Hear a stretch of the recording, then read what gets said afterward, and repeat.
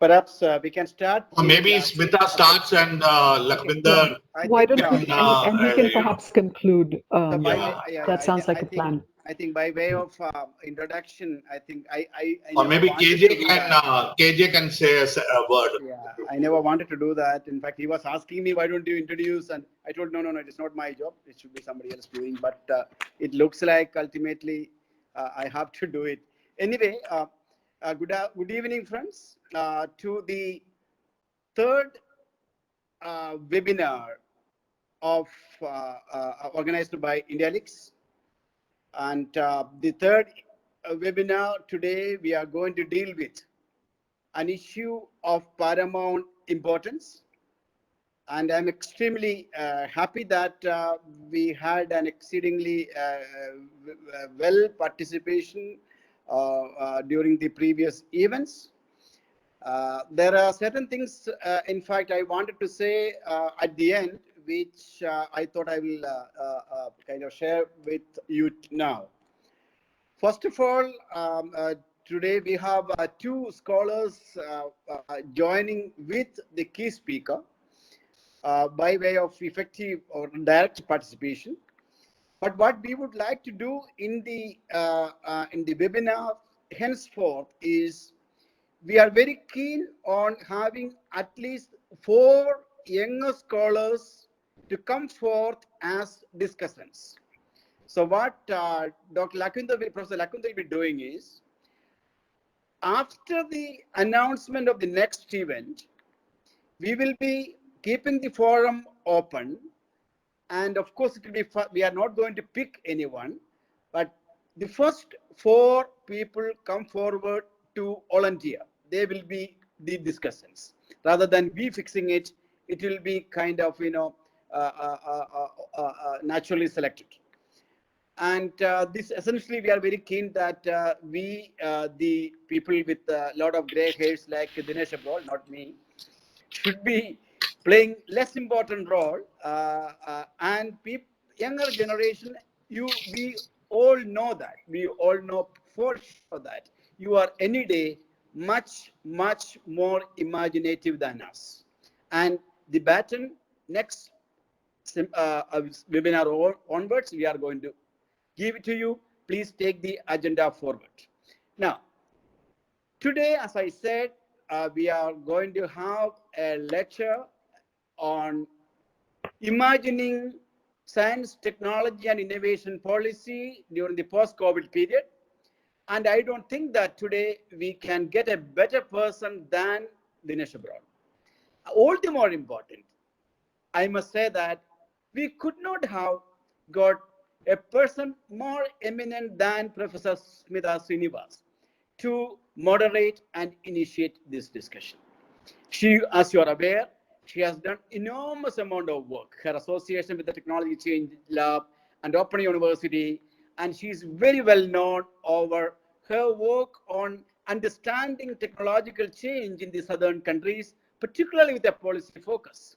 And we must give her a big hand now, today, this year, for her great recognition, as she has been designated as for 2021 Clarence Ayres Scholar, which is conferred by the Association of Evolutionary Economists of the United States of America.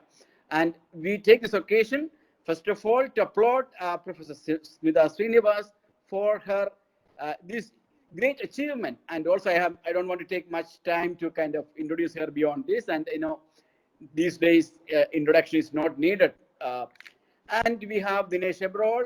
I want to say one thing, just one sentence, saying that there is no scholar who is so systematically and emotionally committed to the issue, to this issue, and he is going to deliver. And we have another eminent scholar to act as the discussant. They will be introduced by the chairperson appropriately. I welcome most warmly, yes, all those who have logged in online for this webinar, and of course, a very special and warm welcome to our great friend, Professor Mama Mushi, and Over to you, Professor Smita Srinivas, for moderating this session and chairing this session. Thank you very much. Well, thank you all, and I hope everyone can hear me clearly. First, I want to thank Indialics. For those of you who aren't part of this community who are logging in today, um, Indialics has grown in strength and focus over the years. It's part of a vibrant GlobalX community around the world. And I and many other scholars have really benefited intellectually and from the standpoint of being a community from knowing that a group such as GlobalX and Indialix exists. For younger scholars who are tuning in, this is absolutely imperative. It's very important to see yourself as connected in diverse ways to the organizational and the institutional format in which science and knowledge of development opportunities proceeds. And situating yourself in terms of contributing, is an equally important piece of this. So I want to emphasize what Professor K. Joseph has said, which is you must volunteer. You must find ways in which to embed yourself in this community, because it's one which is very supportive, and it's one in which you will find many like-minded travelers. So I want to first begin by introducing our respondent today, and then I will get to our keynote. Uh, Professor Sujit Bhattacharya is going to respond today. I've had the great pleasure of detailed conversations with him about how he's been thinking about the issues around innovation in science and technology. He is currently chief scientist at CSIR STADS.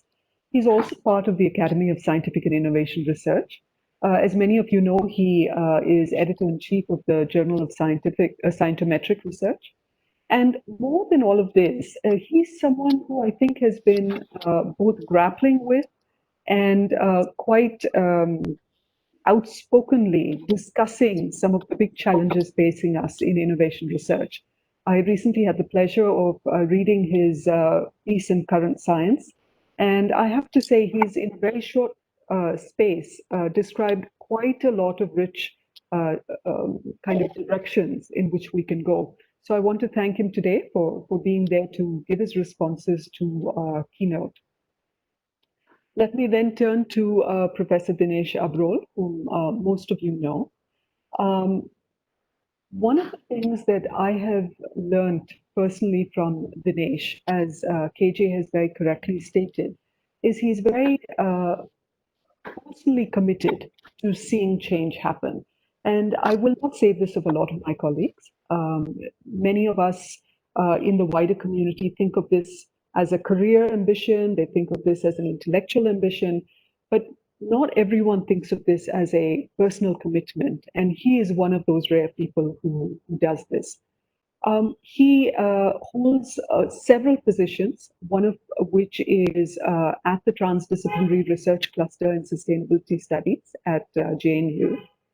And without going through his very long list of accomplishments, I really want to pinpoint two or three things that I think are very worthwhile for the younger generation to hear of. One is that he has committed quite a lot of time and energy in building multidisciplinary and cross-disciplinary conversations, which, as many of you know, is not easy even in a multidisciplinary system such as innovation studies. He has also first-hand policy design experience in thinking of ways in which to move India's trajectory forward.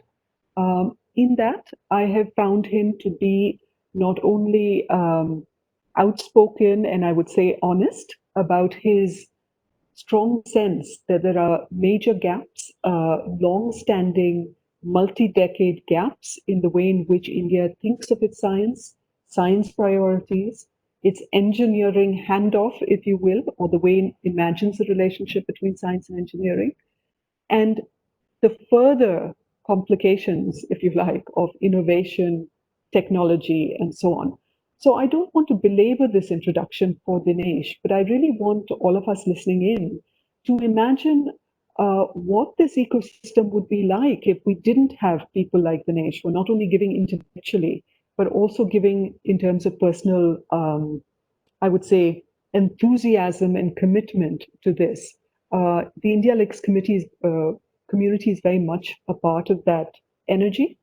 But it is really my pleasure to introduce Dinesh, and I look forward to hearing him with all of you.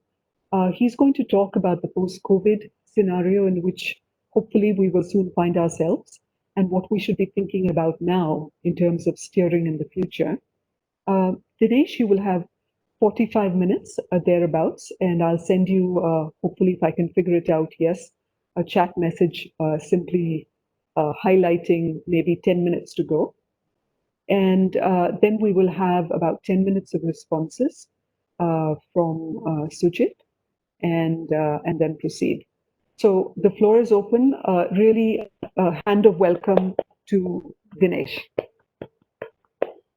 Uh, thank you, Smita, and thank you everybody for really giving me this opportunity to share what I believe uh, hasn't been actually under discussion much in the country.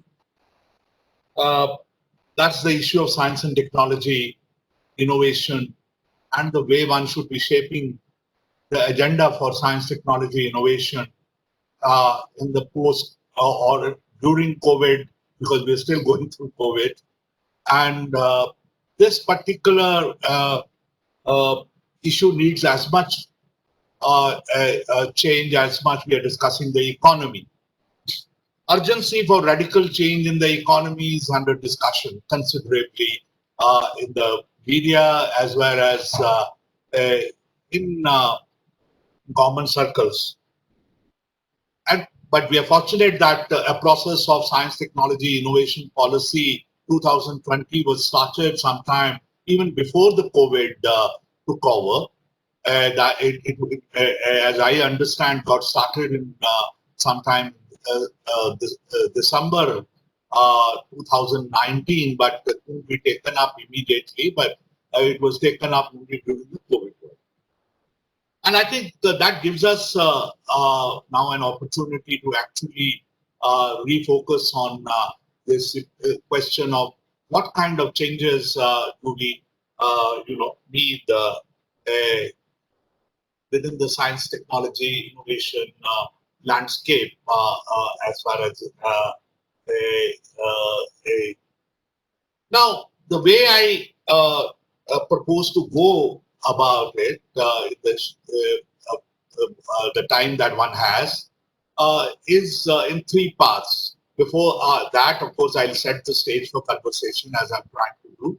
And there is a section on agenda setting that how do we see the agenda now for science, technology, innovation. And I'll discuss that briefly. And after that, I would like to visit the innovation system approaches challenge because that is the approach that still is under use in everywhere, including among the policymakers. Also, it has some currency at the still, and of course, Indialics is committed to using the innovation system approaches. And after that, I would also try to see what can be the agenda for Indialics itself, so that younger people as well as all of us can continue to contribute to that agenda and we can play our role. Now, if I get on to the issue of how do I see the challenge of approaching the issue. See, if you look at currently the literature as well on innovation system approach, everybody is saying that we cannot anymore confine ourselves to the interactionist perspective or even the failure perspective. Innovation systems need to actually address the question of directionality.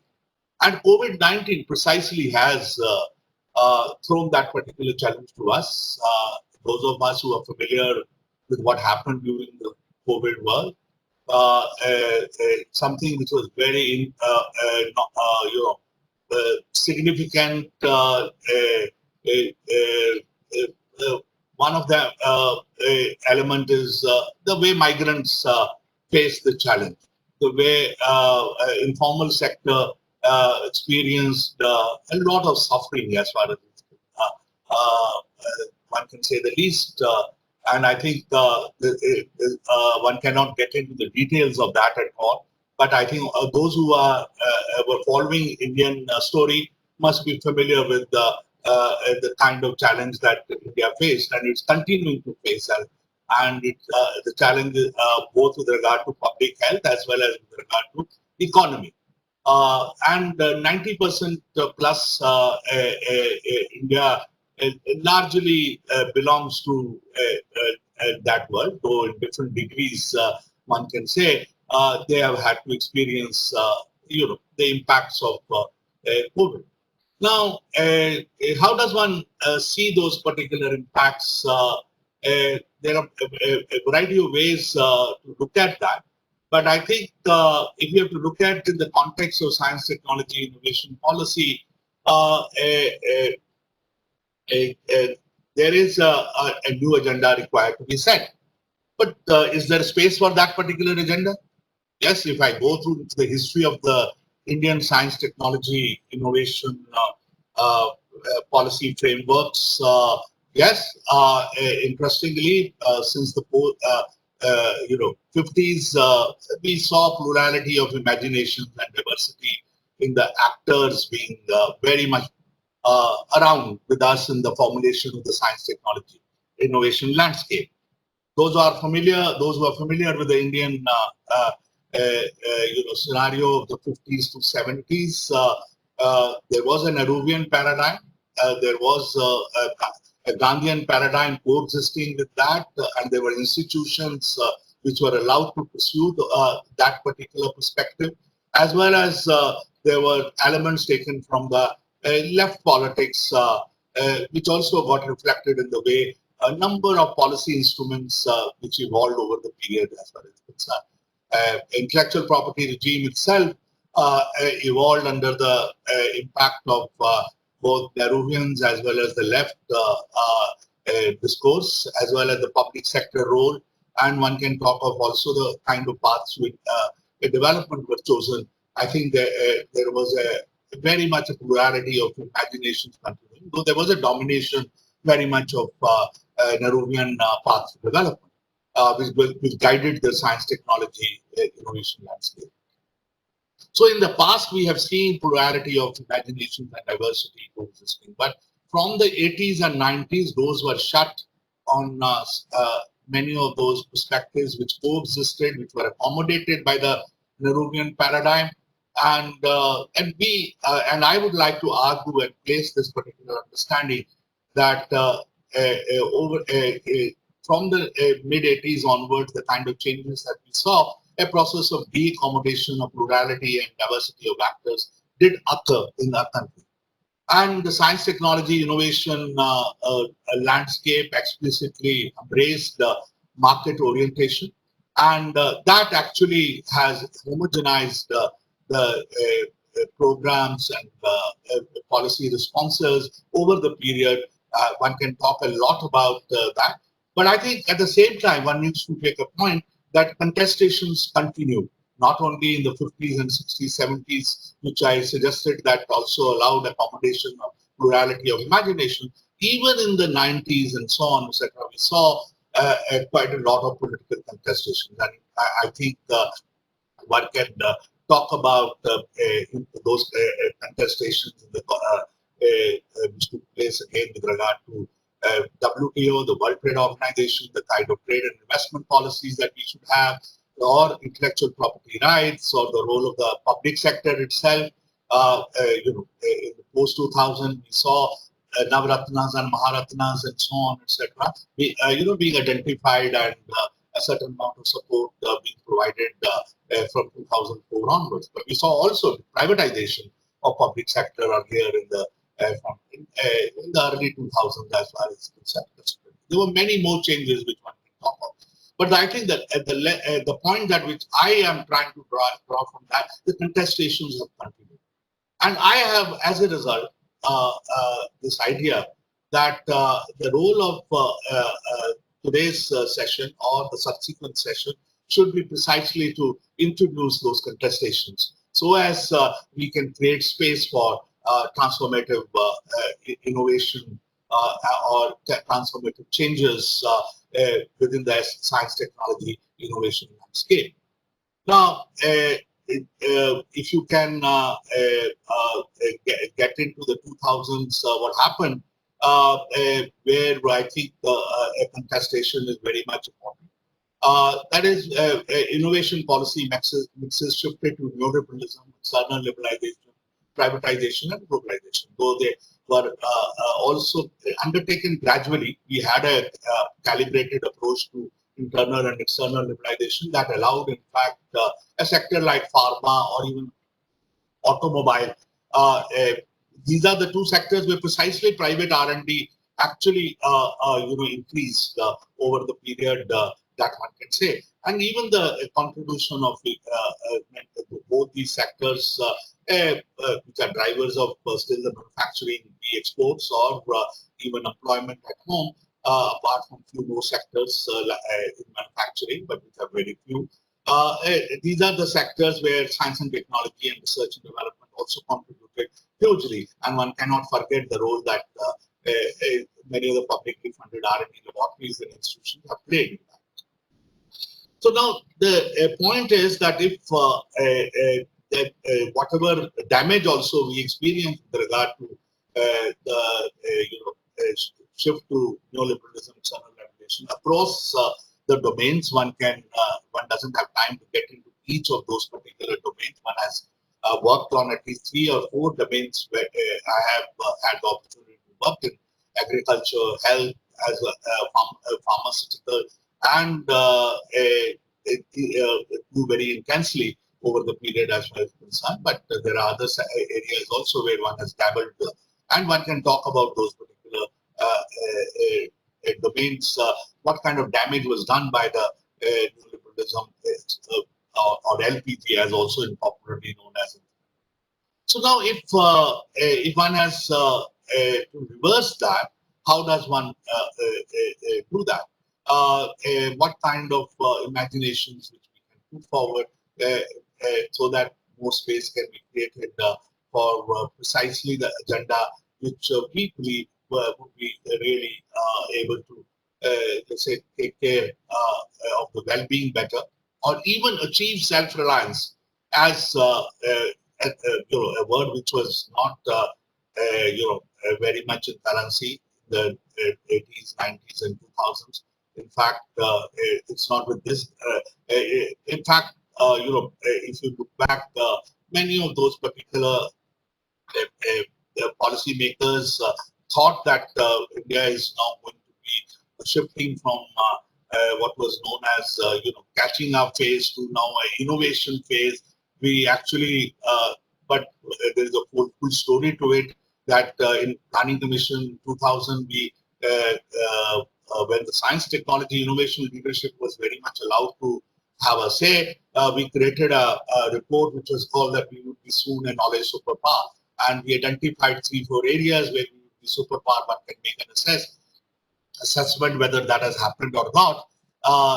And I think certainly we are not really been able to realize that particular dream, and maybe that was unrealistic dream. And in fact, during this particular period, imports in most of those particular areas grew.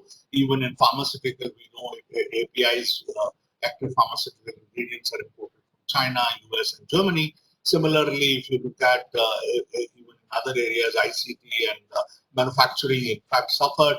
Even if areas like the renewable energy technology, the same thing happened. My friend Sudeep is here, who's really done a paper which looked at the import increase during this particular period, and many of the details are available in the papers that have been published. established during this particular period. So if contestations still have to take place now, we'll have to identify what actually needs to be reversed. That is one issue. Second issue, which I would now like to move into, as I started saying, that if COVID has revealed is that marginalized have lived a life of subsistence, and in fact a very precarious life, and science, technology, innovation policy will have to contribute to structural transformation, which can enable you know which can enable sustainable living, livelihoods, and decent employment, care and dignity for all. And in fact, we saw that COVID could not be dealt with precisely because very large number of people within this particular marginalized section were living in very dense, congested areas. And even today, that is the challenge. That's where from the most of the cases are today reported, be in metros or even across the even other towns. We are finding that that is the story. So, if growth has taken place, it has been taking place for the few privileged group. If the benefits have been flowing, they have been flowing to the people who already were privileged, and these are the people whose neither public health, neither health could be taken care of, nor their employment is secure. So precisely, I think that's what the meaning of the self-reliance has to be, that it's self-reliance for all and not self-reliance for few for their either luxuries or for their aspirations.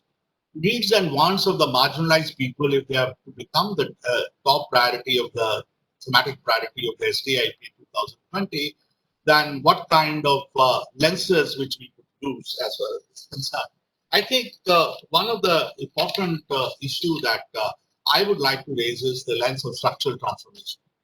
See, a structural transformation in the economy have been taking place over the period, but agrarian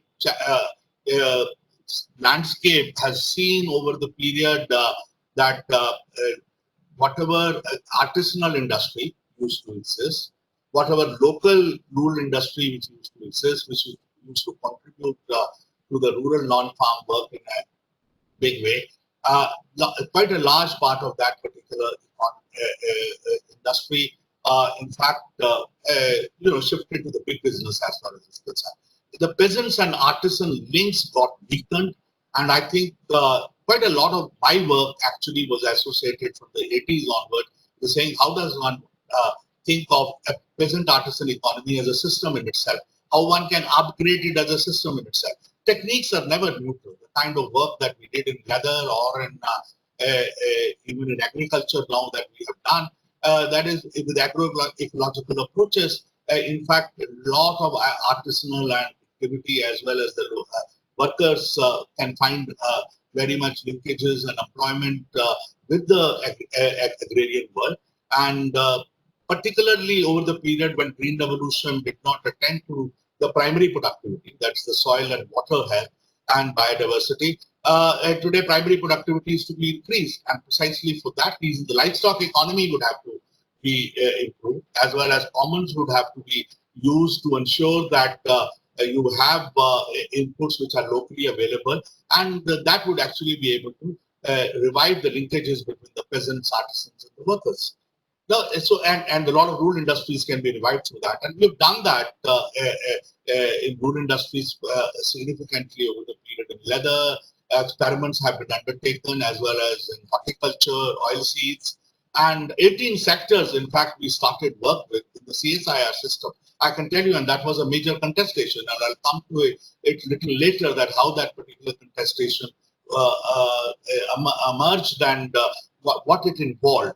So contestation is not merely going to the street, but that contestation involved a lot of constructive action as well, and R&D programs had to be evolved. And it required a thinking on innovation systems approach, and we shifted to, at that time, the understanding of how to build local economies as production systems. And in that, the production and innovation system should be evolved. In Brazilian Jose is here, Casleato. I see him, and they have themselves worked also considerably on the local production system. And here in parallel, we started working in India. I think the time has come actually to give really that structure, that kind of structural transformation a big role again. Selectivity with regard to the thematic priorities is one challenge that I see within the process of this STIP 2020. STIP draft is still not public. Draft 4.0 is with us, and I am bound by the ethic of not actually, at the moment, publicly sharing the key details of that. But one thing is very clear, that selectivity is not being used. In fact, selectivity means that you've got to decide priorities. And as science, technology, innovation would have to, the landscape would have to choose its priorities. And how those particular priorities are determined is a very, very critical issue. And as I just now mentioning that it peasant artisan economy, and I'll come to the urban areas little again. If those priorities have to be worked out, they have to be clearly identified. I think we still are largely discussing around the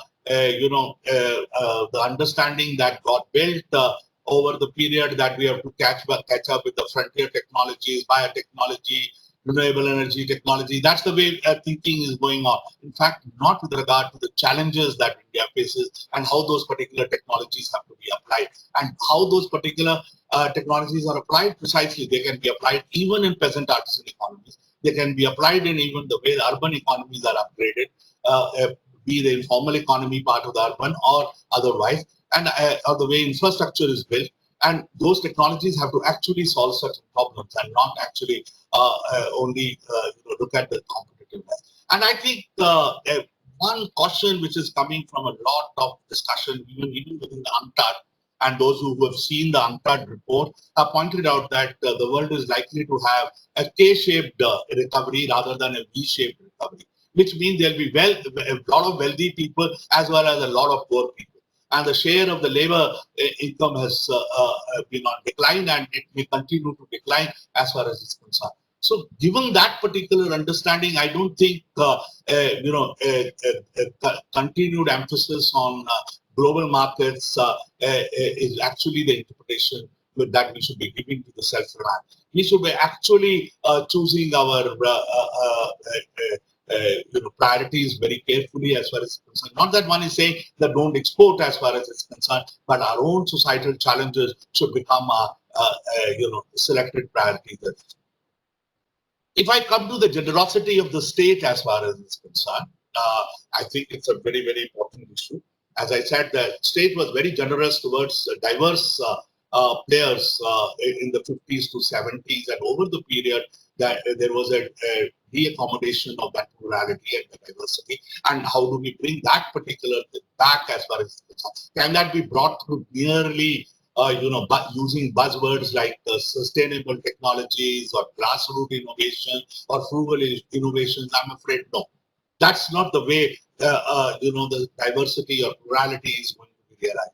If you really want to talk of agility of the innovation system, which is very important, and I think COVID has shown that India in certain areas could show the agility, and I think vaccine manufacturing is one area where some agility has been shown, whether it's Bharat Biotech or Serum, precisely because these capabilities were there. There was a readiness. Similarly, I think if there was a readiness in other areas, we wouldn't have had so much suffering in the urban economy or rural economy. We could have actually come up with blueprints which are very different, and not merely the Garib Rozgar Kalyan Yojana, based on which some of the districts where certain programs were started and so on, etc. And those programs were only 125 days. They are really not creating a sustainable base for really upgrading of the local economy. So the agility of the innovation system comes from how in the past, the history, you have actually evolved and shaped your systems of innovation, be any high technology sector or in sectors which are really, solving the problem. The question of accountability again has to be dealt. I cannot get into the details of how the Science, Technology, Innovation Policy 2020 is having a discourse on it at the moment, but I think one can very clearly say that kind of open, transparent monitoring, even accountability, like we could earlier relatively employing it in the case of, let's say, 12 5-year plan. Working groups used to be there. Even 11 5-year plan or 10th 5-year plan used to have working groups. Each department used to have a working group. So working group reports used to be put out as far as it's concerned. I think this time we haven't yet had even a review of the last 5-year period as far as it's concerned, what we have done. And that's when you are really doing it in 2020, that would have been very critical to undertake. Now, let me point out that food security and food sovereignty are going to be very critical. We see at the moment farmers on the street in India. Farmers during the COVID period had to destroy a lot of crops. Cash crops could not be sold. And even now, the prices of some of the cash crops, whether cotton included, are really not paying enough. And vegetables had to be destroyed, fishermen suffered, potato, and I can talk a number of areas. I was part of what is called a forum called Nation for Farmer, and we've been monitoring that activity. Sainath and myself have been co-conveners of that particular forum, and we've seen that today people do not actually have confidence and trust in the kind of reforms which are again taken. That's why precisely on the street. So if the cost of production has to go down, then the urgency of agroecological approaches is obviously required. And if you look at the Indian agriculture research system over the period, and I have done recently a paper for NUPA conference, which can be shared with everybody. That's on the Indian Agriculture University and Research System, and where I've shown that from in the last 5 years, we have seen a decline in investment in both crop sciences, animal sciences, and as far as state agriculture universities are concerned, there the investments in really precisely what I call the areas like soil, water, biodiversity, health. For that, the capabilities don't exist. That was recognized. And all of that capability is centralized in the Indian Agriculture Research Institution and Central Institution. And precisely, but agroecological approaches require diversity to be handled. We have diverse agroclimatic zones. So the state agricultural universities will have to really rethink their agenda. If we were going to proceed with kind of critical discussions on different sectors, then you were required to involve also all these particular departments into debates and discussions. And I'll come to it whether that is being done or not later. But this is, what is very, very clear is that even what I experienced during the stint that I had with the Competition Commission of India, where I had to advise on the question of Monsanto, Bayer, and Lakhvinder has raised their hand. What's the issue? Okay. A issue that many of the inputs are now coming from the private sector as far as concerned. They are claiming that they would be offering the synergy in solutions and so on, etc. And as a result, even over the period, because Indian agriculture research system, which used to be combining research, education, and extension, today has handed over extension to traders and the private corporates as well. So there is a question of whether agroecological approaches with that particular kind of institutional setup can, be even realized that. And if you look at the question of disparities and hierarchies are concerned in local areas as well concerned. And a lot of research has gone on in this particular area that homogenizing of solutions is not workable because there's so much engagement required in terms of changing the power relations locally. And knowledge is no small player. Techniques are never neutral. Knowledge is never neutral. Whose handmaiden it is very, very critical. And I think that's why precisely whether is in agriculture or in rural industrialization, the challenge has been precisely that. Technology for whom? Technology and who actually is the social carrier of those particular innovation determines whose incomes grow, whose livelihood security is arrived at. So I think if you look at, one can get into the details of the kind of work which is required to be done. If land use changes have to be done in a sustainable manner, there is a competing uses for land, and precisely there a lot of work is cut for science technology institutions. And I think no systematic impact assessments are done. Cumulative assessments have not been done. And I think if you look at the work of Human Center for Sustainable Science and Environment, or earlier work of Joda, that is from Rajasthan on the commons and so on, etc., indicates very well clearly that each development, when it takes place, and today it's being recognized that even by industry that they can't do business as usual. Commons cannot be encroached. I'm working in Gurgaon as far as it's concerned. The way the real estate industry worked in this particular city, it is called a world-class city, but every year it gets waterlogged to such an extent that people suffer to such an extent that they realize that no such planning occurred as far as it's concerned. A presentation would be shared, certainly, definitely. It's going to be available to all of you. So see, if you look at in terms of the kind of work which required to be done, before urbanization is taken up, in none of these places, any assessment was undertaken with regard to the catchment areas or the drainage areas. The infrastructure was built without any such, prior assessment. And the cumulative impact of those land use changes have been immense as far as concerned. And that's why they're suffering. That's why the waterlogging takes place. And Gurgaon is already a dark zone. I don't want to get into the details of a place-specific problems as far as concerned, but I think this is the story across the country as far as it's concerned. So land use changes or a new development in urban areas or in industry cannot go on in terms of business as usual anymore. So if you want to look at the kind of approaches which are still even being taken up, and I'm going to argue the case that while we undertake export, while we undertake paths which are still allowing us to export, but there also has to be a selective delinking. Take the case of selective delinking in the case of pharmaceutical, an area which I have worked for quite a lot of time. APIs were allowed to be,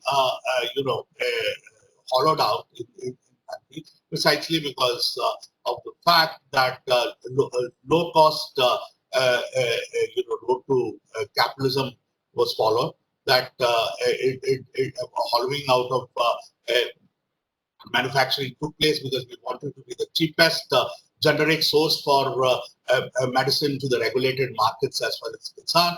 And as though we had built a huge amount of API capacity, so Deep himself is here. He did his thesis on that this industry, and one has followed up on that particular industry over the period. Now today, when we are wanting to revive that, still the CSIR system, like the way it should have been involved, it has not been involved. Let me just give you, there have been 2 schemes launched after 10 years of struggle. I'm advisor to the Pharmaceutical Export Council, and for 10 years I have struggled to actually get the schemes and APIs, but thanks to the COVID, at least now there are 2 schemes as far as it's concerned. One is the product link scheme, through which we can do the selective delinking. And that means we can restore back local production, local manufacturing as far as concerned. But in that, the modular technologies which the National Chemical Laboratory have worked on, etc., are not going to be necessarily used because that's not stipulated in the scheme itself. The bulk drug parks which are being set up, they are being set up in areas because the ministers choose particular sites for their constituencies and so on, etc. And this is the way, not the actually even the cluster development program can be actually worked out. So when you want to actually revitalize the production in a competitive manner, and you will have to compete still with the China, you will have to compete with even Germany and US and so on, etc. If that is when I evaluate, then technological change should have been at the heart of the way we are reviving the APIs, but that's not the case necessarily. So why this happens as far as it's concerned, in spite of the fact that the IISCT and the National Chemical Laboratories were sought to be involved, but when the schemes get formulated, they got formulated in the Niti Aayog, they were not formulated clearly in saying what is the role of science, technology, innovation landscape. In fact, if you look at precisely all the schemes which have started, like the Smart Cities scheme, also again, there has been hardly any involvement of the S&T institutions there. In fact, it's the consultants from outside who have come in and actually taken over, and I think that really does not allow a systematic, upgrading of the Indian manufacturing and as well as even our urbanization way it gets taken up. Same is the case with even now the agriculture, as I pointed out that. I don't know whether I'm revealing a secret as far as it's concerned. One of the Director General of the ICR has told me that now that the world is going to be run by Monsantos and Bayers and Syngenta and ChemChina, and we cannot, ICR system actually cannot be the main player as far as it's concerned. Let's accept that particular reality. And if that is the approach with which if agriculture is approached, the new age farmers or agri clinics, which is the startups, which is today now the way to go about, it will not allow transformation of production and consumption pattern. Because many of these particular startups and agri clinics are starting with the very fact that their umbilical cord is linked to the very old conventional input intensive agriculture as far as concerned. They are not, they actually are spreading the way the green revolution was done, and therefore is only the second extended green revolution, but not really taking care of the diversity which is required to be undertaken. One can get into the details of, in fact, today, if you look at even in health, the health data debate which is taking place, precisely again, whether that particular debate, the venture capitals, the way they would engage with that, is that the priority? Now, 5 minutes to wind up. If I have to go, see if I come to the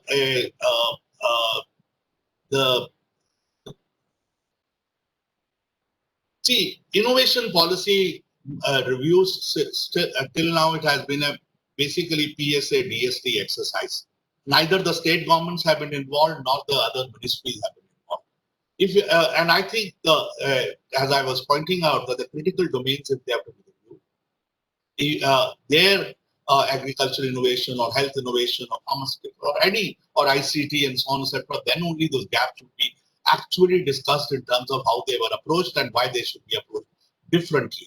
And the way the problems have to be solved locally, if it's not for export or competitiveness, what would be the change in the agendas? That could have come through only if such an interaction takes place. And I think it's yet to take place. I hope it takes place. Then I would say that if you, I am looking at the kind of stakeholders which have been involved and the way they are approaching the problem. I'll give an example of, I was part of the financing group, and I'm not going to give the details as far as it's concerned. One of the issue that concern that came up, that the recommendations which we sent, they were not fully taken into account. When they were not fully taken into account, a realization took place that let's look back at what happened, in the kind of recommendations that we have given. See, in our own group, there was industry representative as well as our, but and we could work out a consensus. We could work out at least some balancing, I would call it, as far as it's concerned, and that happened. And that and we could think of how to change the thing, and we proposed a certain set of program. And maybe the dominant interest groups which have a better voice and are heard more, they're sticking to many of the old ideas as far as it's concerned. And I draw your attention to one of the review which took place after Science, Technology, Innovation Policy 2013 as a part of that particular formulation and framing. It was a joint group of public sector agencies as well as the industry. The CII was represented on that particular group.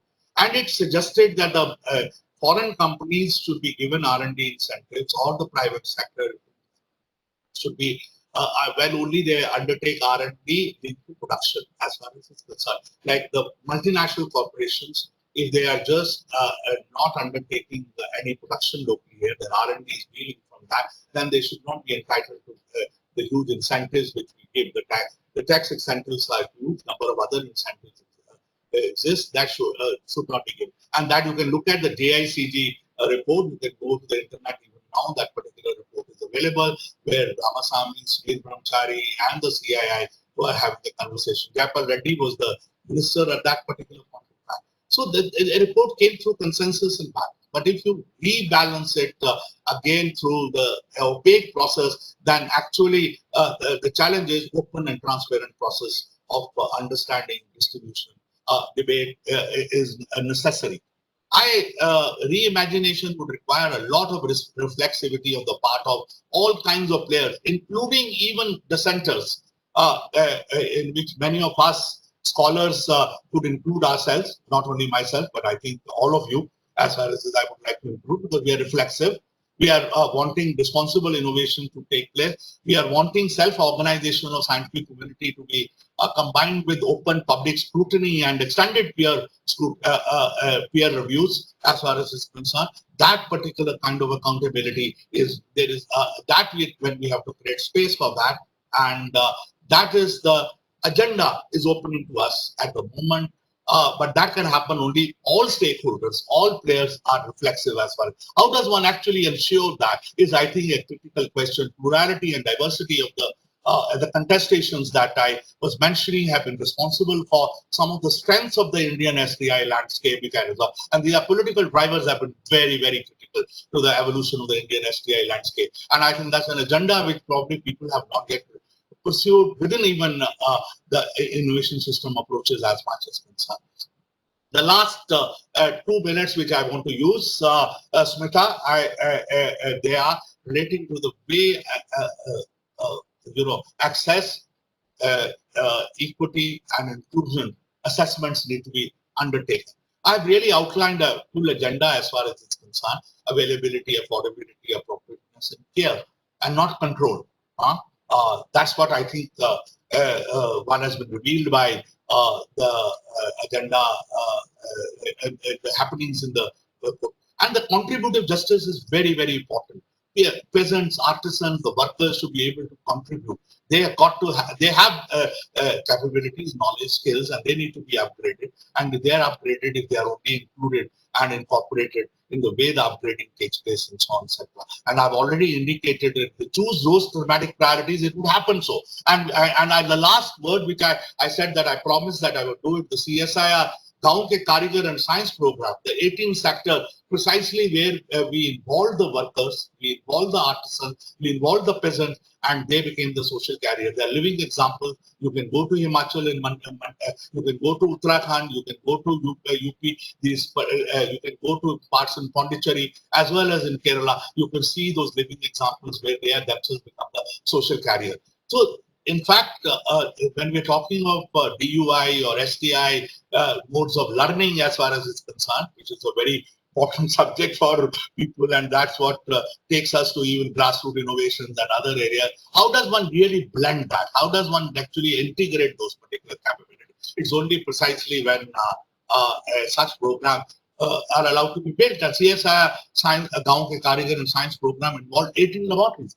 And I think that was the case even with the pharmaceutical case, where 18, again, the number 16 to 18 laboratories got involved when India decided to, after the Patent Act, to build its own industry. And that's how, and that's we're still reaping the benefits of it. The last try, as far as this inclusion, access, equity are not going to be a, instant coffee.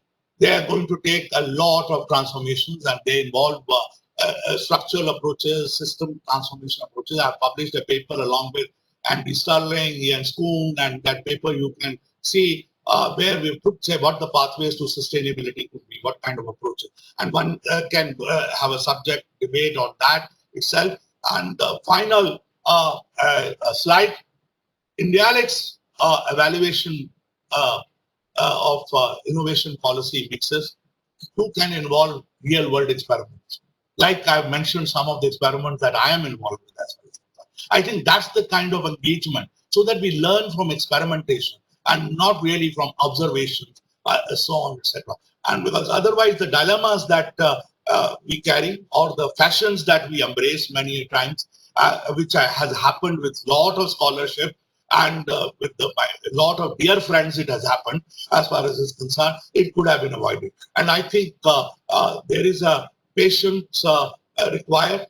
We live in a world which is very unequal, very hierarchical, and power structures exist. And knowledge is there to change the power structure.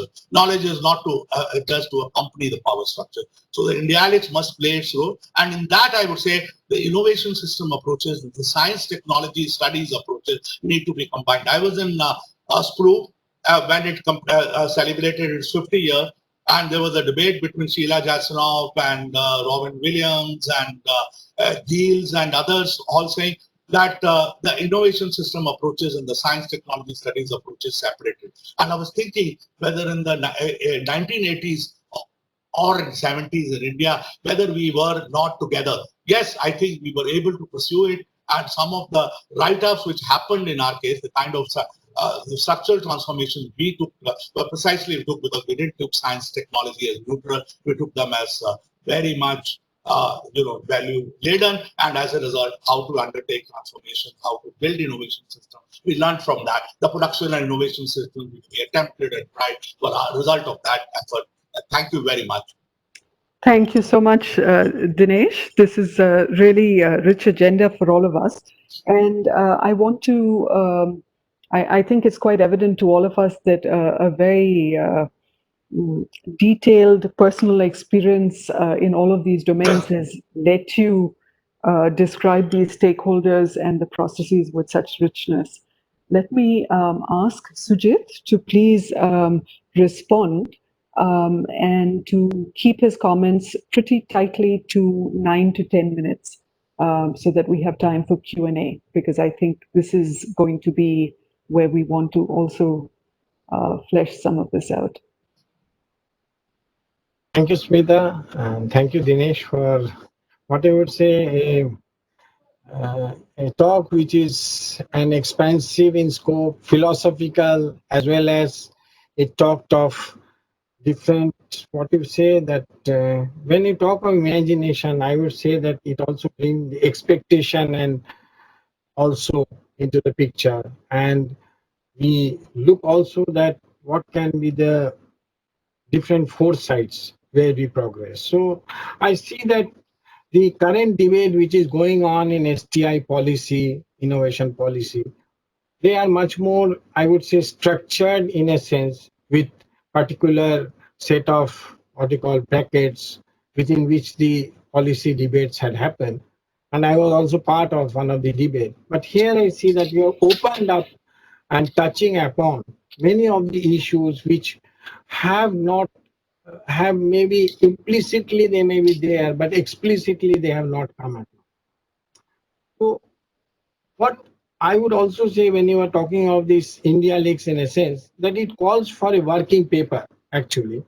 So it is very difficult to justify within these 10 minutes or so the discussion as well as the questions which will be asked. But I will try to, so one thing which I prompt you that a working paper which we put in Indialics should be done soon by you. What I see that you have talked of agenda setting, and one important point which I say that meaning of self-reliance and how you connect meaning of self-reliance with the science, technology, innovation policy per se. So in a point which you have tried to bring together the issues of plurality and diversity, which I find uh, a important context which need to be discussed. And I would say that it has to also bring in what we call the theoretical construct, because it can, there can be many anecdotal incidences and all, but it has to be embedded within a proper theoretical constructs, all these meanings. Then you talk of structural transformation, but here again I will say that this calls for looking more deeply into what are the constructs which you are talking about. Important point which I see is that many of the countries' assumptions were of a V-shaped, which is a very what you call a very rosy assumption that it will be a V-shaped recovery. But it is increasingly showing in our country and others also that it is a K-shaped recovery. So may happen. So once it happens like that, which we are already experimenting, seeing that. So what would be the agility now, I would say, of the innovation systems now? So it is not that agility which you are talking about. I will say that what will the agility now of the innovation systems, so that if this type of K-shaped recovery comes, how the innovation system can respond to it, and what would be the scholars across the spectrum who are there with us in Indialics community and all can throw light on that. So that is the point which I see here as opening this debate further on this. Then I see that what you are talking of the public scrutiny, open science, and reimagination, these are also dear to my heart. And what I see here is that that involvement of the different institutions becomes very important, that how we look into these aspects of it. Selective delinking is a very important concept which you have talked about exports when we are looking of STI and larger picture of, and this selective delinking would be one thing which I think that I am looking forward to questions on this also while we are setting this up. One thing which I was actually expecting more from you to come about, that there has been a breakage of the or the public health system globally. And this breakage of the public health system, actually these ranking parameters have gone all average. Actually, if you see that, it was ranked as if USA, the last report, just last year's report had ranked USA had the best public health system across, which can deliver. But you can see that it is not only in India. India already had, well, years together. We have seen that the public health research has been a casualty. There has not been much amount of money in it, but also it has strained and what you call has shown that the vulnerability of the whole public health system, where I want your response on this more. When we are imagining this STI innovation policy for the post-COVID India, and I would say that as many scholars across the world are also listening to you, and this can be, it has to be much more not only restrictive to India per se, but you can also open it up as a larger debate on it. Informal sector and the DUI learning and all which you have opened up in the end, I would say that it also calls for something more from you when you are talking of this, what you call these, a very, what you call this, that imagining how we look at this STI policy for the post-COVID India. So what are our tools, techniques, methodologies, how we actually put those across, not only in innovation studies, in our STS scholarship and all, because there are large number of students, also researchers, and for us also, who would be looking into it, and we are excited about your lecture opening it up. So I would say that in this direction also, I look forward to your response on it. And I will also see that I would also look forward to counterfactual argument, because your argument has been a very compelling thesis which you have built it up. But it can only be useful to the community at large if counterfactual arguments also comes across within this larger, and they should in fact be there so that we together, in a sense, coming from our different perspectives and schools of thoughts, which Indialics has, can develop a much more what you call a thesis, which is much more what you call an important thesis from which gives. With these words, I think that Smita, I will end up, and thank you so much for your very warm introduction, and also Joseph, Lakin, and all my friends who have invited me today for the discussion. And Dinesh, I enjoyed the lecture very much. Thank you. Um, Sujit and Dinesh, both of you, thank you so much. You've made my job as chair really simple. One doesn't have to yank you off stage. You've been very good, keeping to time. I want to open the floor for questions. And while you are raising your hand, your virtual hand, if I can figure out where they are raised, I'll figure this one out in a second. Please, you can also type in the chat area any questions you might have. I have one question for both Dinesh as well as Sujit. One is on this assumption in a way that permeates the discussion around economics, as if economics itself is not struggling with these ideas, right? I mean, economics itself has gone through so much tribulation, as you know. And many of us here in this community really are kind of sifting through the pluralism agenda in economics, trying to figure out what might be more amenable to these issues. So I wondered if you could address that briefly, because there's no clear sense that there is a shared understanding of ideas of capitalism or anything else. There's some disturbance. There's some. Yeah, yeah. So Somebody this should seems. Can you hear the question? Were you able to hear the question? No, no. Please, you'll have to repeat it. I There was was a just lot of going to disturbance. say, sure. I was just going to say that from the standpoint of economics itself, which has gone through a lot of soul searching and mutual kind of bashing and all the rest, there's been a lot of contestation about the notion that there may be even a shared understanding of what is capitalism, how do we think about it, and so on. So it does seem like a part, at least part of the appeal of what you are saying, is that sub-communities, whether it's STS with STI, whether it's innovation systems and STS, so on, there's really a kind of a speaking past each other going on around even the rudimentary understanding of which aspects of capitalism we care about, whether that word makes any sense. After all, it too comes out of the geopolitics of particular decades. So at some point, maybe there's a way to get back to this.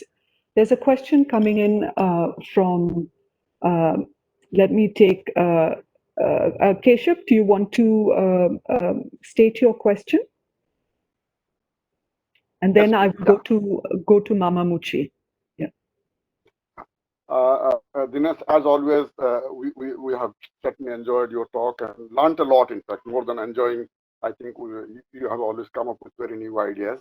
I was only sort of trying to think about if you find any sort of like link with, as you did mention towards the end of your talk, if I refer to the technology policy statement of 1983, which was also clearly stating about technology, how to sort of build up technological self-reliance, sort of promotion and development of indigenous technology, using of local resources. But then I would imagine that that was probably done more when the state was actually sort of really extending its great hand to the civil society. But in today's time, as we are talking about 2020, do we think that the developmental state has become what is now described as a corporate state and may not join with the civil society anymore? So all our dreams of addressing, let's say, what you described about sort of grassroots innovations, or sort of like taking science and technology with those who are working on it, in whether it's artisan or craft sector, you think there has been a disconnect because we have left or we have sort of kept aside the civil society? That's my question. Thank you, Pedro.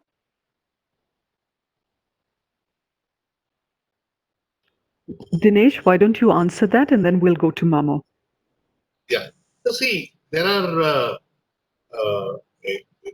three, four questions. In fact, I do not know whether if one has to take all of them, it would take time. But the very first question that Sujit himself has raised, that is, how do I see what has been revealed through the public health crisis? See, I see two things very briefly, because it's a subject which I am writing a piece already, and one blog I did, and one full piece is going to emerge very soon. That's see, shows to me that the fact that the social determinants of public health are not actually being attended to at all while we are discussing the challenge of public health during the COVID period. In fact, I drew attention to the fact that the way the habitats are structured and the way they did not enable us to actually deal with the COVID crisis. After all, it was the non-pharmaceutical innovations which were the main thing, and they are a result of a lot of work which was done in science. And whether we learnt about the way the COVID particles stay in the air and so on, etc. That's the science. That may not be a product or a service, but that particular science played a huge role as far as it's concerned. And that kind of readiness that in terms of technologies as far as it's concerned, we found also that though there was a lot of experience in case of Ebola, Nipah crisis as far as it's concerned, and I think one of the vaccine that we had developed, one of the Karnataka forest, the virus, I don't remember the name now as far as it's concerned, a vaccine was developed again. It was a completely indigenous vaccine. And that particular experience enabled, but many of those particular companies did not sustain the, their sort of work in that. Or even some of the institutions like whether KIPM or CRI, or that is, I'm talking of the Kusali, or I'm talking of King Institute of Preventive Medicine, Chennai, and Sumita has done a lot of work on this particular vaccine area. I shouldn't be taking cold to the Newcastle. So those are precisely the institutions which were ignored, and Madhvi's work has shown that as far as is concerned. If you look at that, so see, if we now let's say that Faluda is being worked upon by CSR, ITIB, who has to be partnered with Tata. Tata, who have no experience in pharma or in vaccines as far as it's concerned, as manufacturing have been brought. They're mobilizing finance. They have to buy a startup company in Chennai as far as it's concerned to even commit this to this particular partnership. And I really wish good luck, because I think CRISPR-based, Cas9 based, this particular test, which would give us I hope it works. And really, my colleague Nidhi Singh, I should say she was a student, but now I think I call her my collaborator. Both of us did a paper with Mamo, has published it in the AJSTID, and the whole diagnostics issue which we looked at. So the short point which I'm trying to make as far as the readiness of the companies, etc., is very, very critical. Similarly, readiness of science is very, very critical. NCDC, the National Center for Communicable Diseases, as far as it's concerned, people are asking questions that why are they not involved in particular monitoring as far as it's concerned. The way the institutions evolved, even the epidemiologists, I know some of them personally, Surup Sarkar, Mandals, and all of them, what they did, what they wrote, and what was finally not followed as far as it's concerned, and an unplanned lockdown took place, and with the involvement of consulting groups, and let me not name them because it's not good. to bring, because they're not here. Otherwise, the discussion would have to take place with them as well. The public health readiness, the system readiness, the reflexivity is a very, very critical issue, be at any level, but be at the level of the social determinants of public health or at the level of the healthcare and the products and services which we need to deal with this particular thing. The second point, as far as is concerned, of Keshav, as far as technology policy, the nature of state, and I'll come to then Smita's point in very brief, because that's a subject in itself, and maybe we should really have a separate a session on that as far as it's concerned. But the point which is the nature of state as far as is concerned, yes, there is a even earlier state also, which brought in policies like TPS, which we are talking of, and that particular agenda got lost very fast. Technology Policy Implementation Committee, 2 volumes. I don't know how many of you have seen it. Has anybody among you seen the Technology Policy Implementation Committee 2-volume report? No, precisely because it was a brief period that it worked from 84 to 88, 4 years. Out of that, agencies like TIFAC came out and a few more initiatives came up, but that particular report was not pursued because you shifted to the 90 agenda as far as it's concerned, where you said you could import everything as well, where a number of important innovations were suggested and not by civil society. Please, Keshav, I know of those details and those 2 volumes are with me. And I really think like that they should be published as a book again, so that people get to know that it is the industry which was rethinking at that particular point of time. It's in fact that the intellectual and the political leadership, which actually did not have confidence that this country can still pursue a different strategy. And we said there's no other alternative, the TINA syndrome, as far as is concerned. And I can get into the details of many of those particular issues because these are living experiences with many of us as far as is concerned. And the last point with regard to Smita, there's only one, two small points which I can at the moment say. As far as I don't think you can say accumulation is not the driver of science, technology, innovation. You cannot say that primitive accumulation has not been through IPRs and the biodiversity encroachment, water is not being attempted. You cannot say that the coercive and the element that we see today in the way the very development paths, and we saw them in the case of the casual labor, the contract labor, the marginal labor, the precarious labor, and whatnot. We talk of vulnerability everywhere. That's a result of capitalism as far as is concerned. Now, if I look back into the history of whatever the weaknesses of the different experiments which were tried and are being tried in the rest of the world as far as is concerned, even now as far as is concerned, did not pursue that kind of class objectives which I'm talking of, the names which I've given, and they are really fairly well analyzed, those particular terms. So one needs to really look at what are the drivers, and can we create new drivers? Can we create alternate drivers? How does one rate? How one does shape institutions? How does one create new social carriers of innovation? And that can be done only if STS, the science technology studies and innovation system approach are together dealt differently. And even there's a critique of the science technology studies itself, which is a subject in itself, which I think Sujit did a piece recently in the current science, if I recall, as far as it's concerned. And I think I really been, he's been my neighbor. We were side by side in 2 rooms as far as is concerned. And when he was used to pursue the cytometrics, and he knows that, I used to say, Sujit, we need to link cytometrics to precisely the challenge that he linked to in one of the pieces that he did in current science. And I'm very pleased that Sujit did that particular piece. Thank you. So we have very quick questions. Mamo next, Dr. Deepmala, and I believe we can maybe squeeze in one more, Dr. Anup Kumar Das. And Dinesh, you're going to have to keep your comments brief. It's been a very, very rich talk. I know. I'm sorry. Sorry, you people are raising huge, big questions. Mamo, please proceed.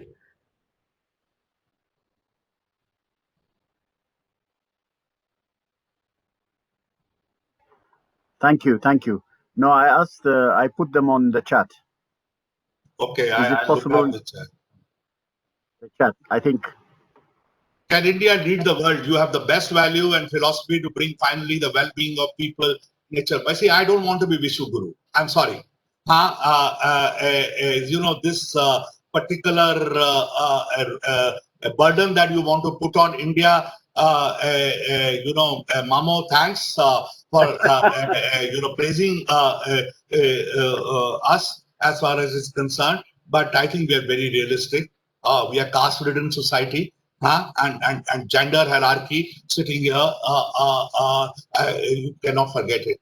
Mamo, so every Africa can also lead. But as far as we are going to be part of the because we have this unfortunate conflict with China, and as a result, what we are going to be drawn into, what kind of military industrial complex, whose military industrial complex it would be, Mamo, is an open question. And as far as health, social, human complex is concerned, you should have come and seen what the migrant workers suffered, what the informal workers suffered. And there was an apartheid. Mamo, you have seen apartheid. We practice apartheid in this country. Yeah. No, Mamo, the reality is, don't allow us to become Vishnu Gurus. Mamo, you had two questions. Is Yes, there yes. another one? Yeah.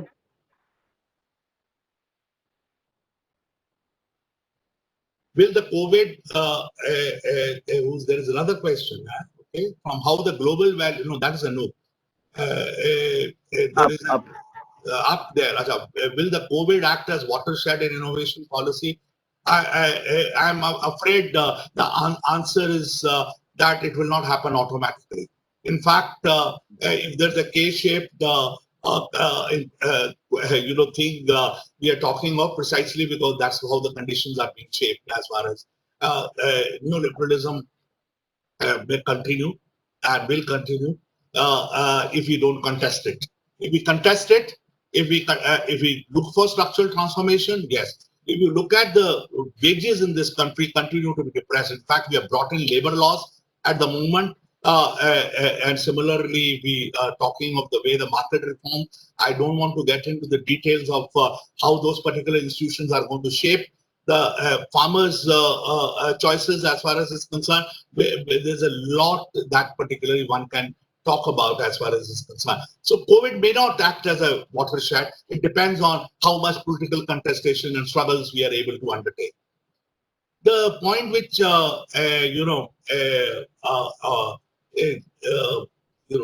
is being raised about the global value chain, supply chains were disrupted, and I think there is going to be a reconfiguration of the supply chains, and it's already happening, be in US or in UK or in the rest of the part of the world.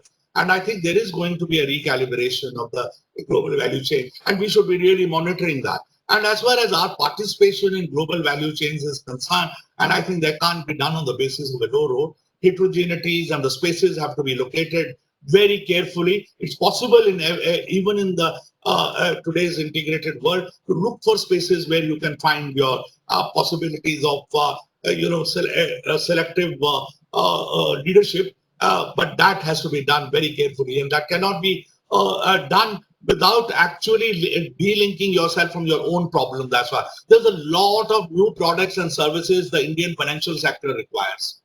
A number of apps need to be developed in this own country. Number of products which need to be hardware need to be developed in this country. You have to look into your own problem. Then only you can acquire leadership. If you keep looking for becoming a service provider to the strengthening of the companies abroad, as far as it's concerned, you will never be able to really participate in equal manner in the global value chains. I don't want to give a full-fledged lecture on my understanding of what the global value chains are all about.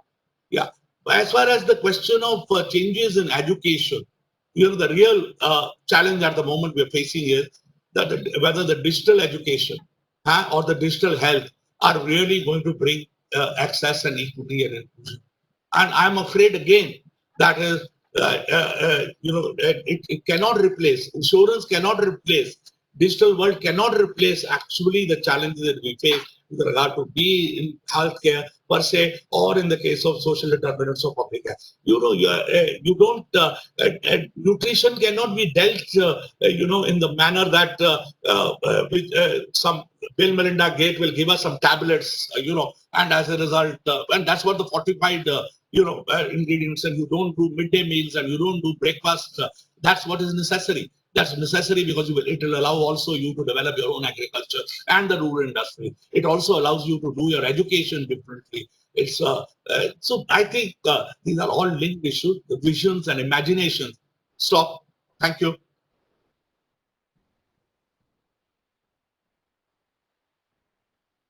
Smita, you are. What I was actually going to say was not to interrupt you, but to add one comment before we sort of wind up for today. One is, I think you given us a very rich agenda for a few future lectures, Dinesh. So really, you have to be thanked for that. I think you always set out quite a detailed policy process agenda that, and I think you raised the point that if Indialics can be that community that thinks about experiments and a kind of skin in the game, if you like, real engagement as opposed to just an intellectual kind of thinking about it, it will move us forward. But I also want to say that, the world in Delhi and the world outside of Delhi is very, very different. And I'm sure you know this well, since you've been involved in so many parts of the country. And given the size of the country, just as you were pushing back that, India doesn't need to be the answer to everyone else's problems, you might argue that Delhi can't be the answer to everyone's problems either.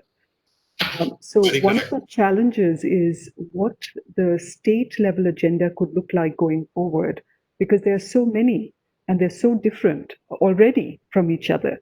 So even if a catalogue of the different ways in which STI is formulated at the level of the states, with examples from ag, public health, and so on, could be done, it itself would be a bit of a revelation, a kind of natural experiment in which we can think of taking some of the quote-unquote India STI forward.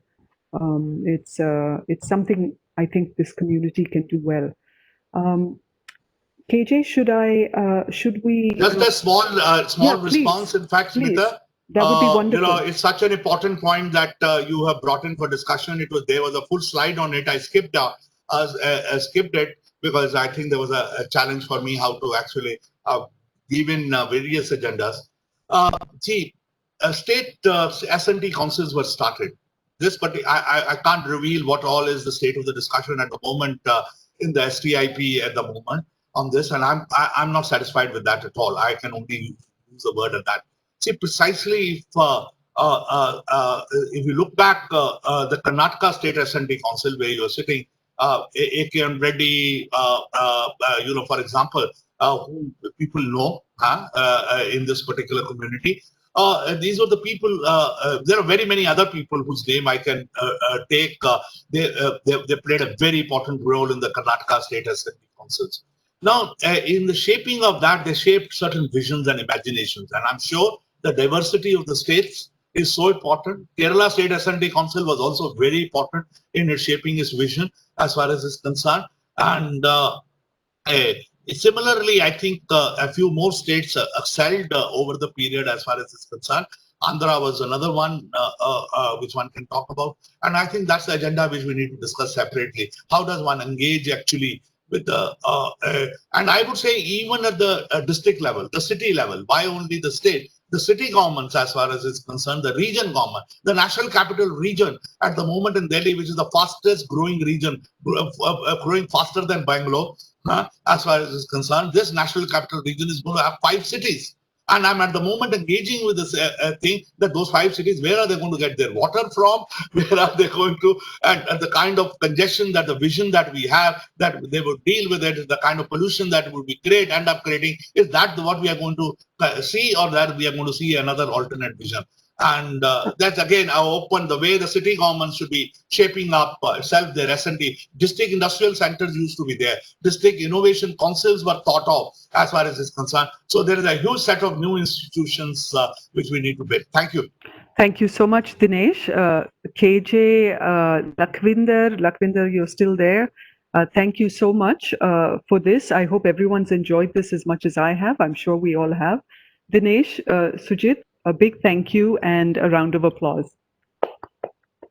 Yeah, I think formal thanks. I would like to request Lakwinder should be there. Lakwinder? Hello? Lakwinder? I couldn't answer Bhaskaran, but I will interact with me on the email. I think we will wind up. Thank you. I think I'm sorry that we. Yeah, shall we wind up? I suppose this is, as Smita rightly said, the lecture has such a vibrancy and such a coverage that we can actually keep on deliberating on it. I mean, I don't think that we can have any kind of full stop to that, because I feel that what is actually, why do we need to imagine? In fact, I don't want to complicate the matter. We can, in fact, should not be construed as a closed chapter. We encourage people to come up to take on this agenda in the coming webinars. We can actually, we should not be concluding it. It should be a continuous dialogue. That's what I feel. And I think we thank on behalf of all of you. I think I can see Angadev are there. Angadev, thank you for joining us, and all our friends from our steering committee members are here. All of you, and I'm sorry that Lakwinder could not join. And one, I also would like to announce that next time onwards, we shall try to do it in Zoom, because I think it looks like Zoom is a little less bandwidth hungry. So we shall try to do that. So before we conclude, I thank on behalf of all of you. All are joined here, particularly our Dinesh Shebrol, and for the wonderful presentation, and for eminent chairing. I think Smita did a wonderful job, and of course Sujit.